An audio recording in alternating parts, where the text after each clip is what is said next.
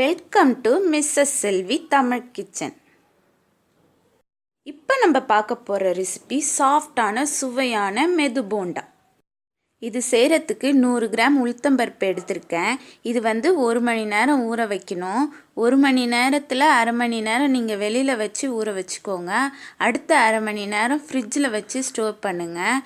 அது மாதிரி அரைக்கிறதுனால போண்டா ஹார்ட் ஆகாது, நல்லா சாஃப்டாக இருக்கும். இதில் இருக்கிற தண்ணியே யூஸ் பண்ணி அரைச்சிருங்க.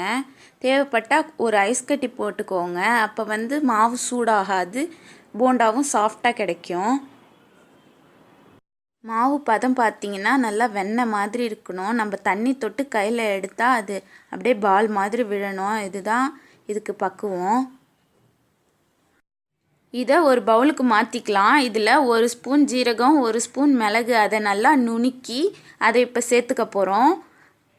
அடுத்ததாக 2 ஸ்பூன் தேங்காய் துருவல், கொஞ்சமாக கொத்தமல்லி.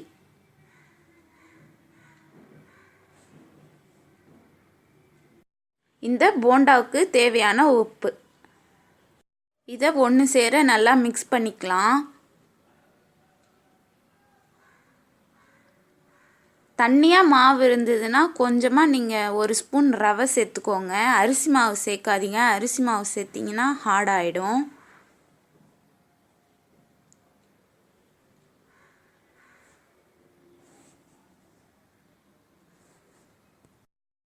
கடாயில் எண்ணெய் ஊற்றி எண்ணெய் நல்லா சூடானோன்னே ஸ்டவ்வை சிம்மில் வச்சுடுங்க.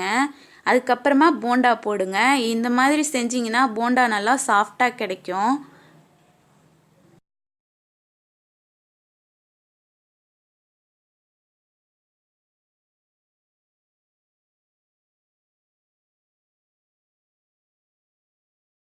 போண்டா நல்லா செவந்து ரெடி ஆயிடுச்சு. இதை நீங்கள் ஈவினிங் ஸ்நாக்காக கூட செஞ்சு தரலாம்.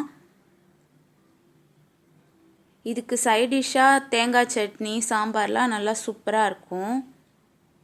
நீங்களும் நான் சொன்ன மெத்தடில் ட்ரை பண்ணி பாருங்கள். அவ்வளோதாங்க, சுவையான சாஃப்டான மெது போண்டா ரெடி.